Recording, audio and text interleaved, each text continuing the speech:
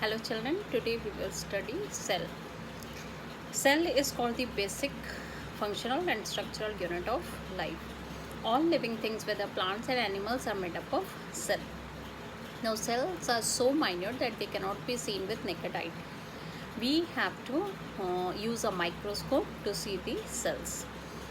So a cell can live independently on the of its own and perform all the life processes. This is why cells are called building blocks of life also.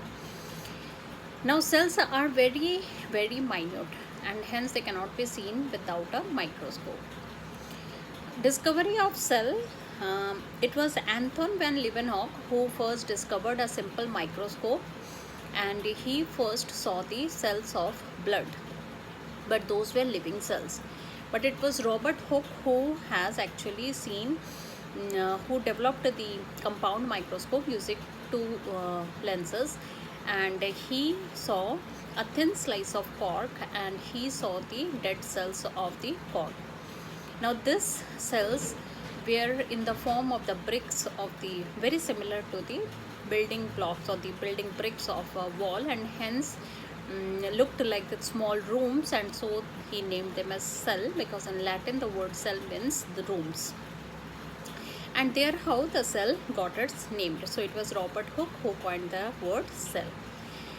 So each cell is independent and can carry on all the life processes. So it is called the basic unit of life. So what are the points we should remember? First, a cell is the basic structure and functional unit of life. Secondly, a cell is capable of all independent existence. A cell can perform all essential functions of survival. A cell can perform all the functions, and most cells are microscopic. They cannot be seen without a microscope. Some are so minute that powerful microscopes are required. Old and worn out cells are continuously replaced by the new cells, and many cells together forms tissues. Tissues together form organs. Organs form organ systems, and many organ systems together form a organism. Now cells can be of different shapes, size and number. Cells show a lot of variation in shapes, like irregular. Now as we know, some organisms can be unicellular and multicellular. The most important example of an irregular shaped cell is amoeba, which is a unicellular organism, but its shape is very irregular. It does not have any fixed shape, and even in our body, white blood cells are irregular. Oval Chlamydomonas has oval shape. Oblong Paramecium has an oblong shape. Elongated, all our muscle cells are elongated. There are thread-like shapes also, like the nerve cells. So cells in the outer layer of skin of animals are flat. So we see different type of shapes of a cell are found. Now comes size of cell.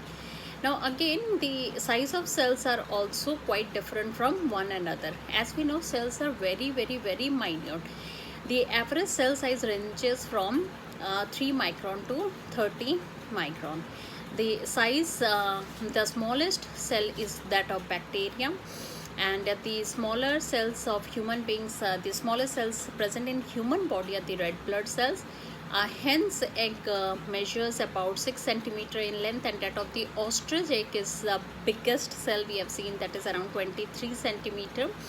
A cell may be as long as 3 meter also. Like the nerve cell in elephant, it is the longest cell. Now number of cells, it differs from organism to organism. Like for the unicellular animals, there is only one cell, but for the multicellular organism, it may differ from millions to trillions of cells.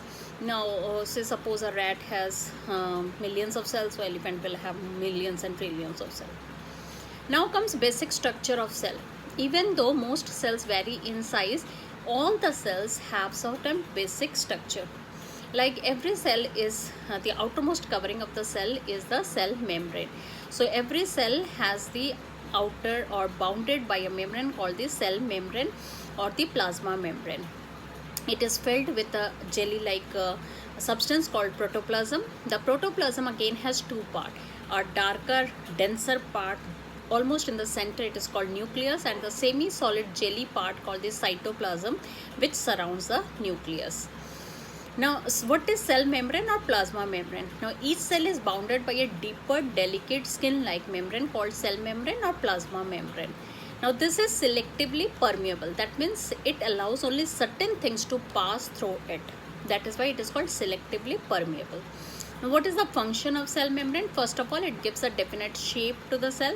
It controls the movement of material in and out of the cell, and it provides protection to the internal components of the cell from injury. Next comes cell wall. Now, cell wall is present only in the plant cells, and it is not present in the animal cells. It is also it is permeable, and this is non-living part. Okay, it allows free passage of substance through it, so it is permeable. It is made up of complex carbohydrate called cellulose. Now, what are the functions of cell wall?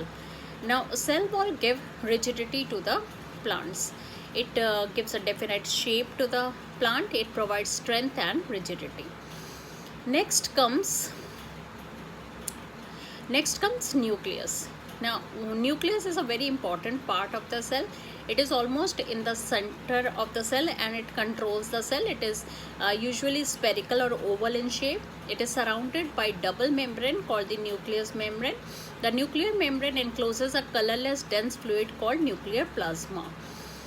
In the nucleus, there are chromosomes which further divide. It contains genes and DNA which further divide and help in the cell division. Okay. So, what is the function of nucleus? Firstly, the nucleus surrounds the vital activities of the cell. It controls the vital activities. It is thus called the control center of the cell. It carries the hereditary functions of the parent to the offsprings. It plays an important role in cell division and helps in further cell division. Next comes cytoplasm. It is a semi-solid, colorless, jelly-like part enclosed within the cell membrane.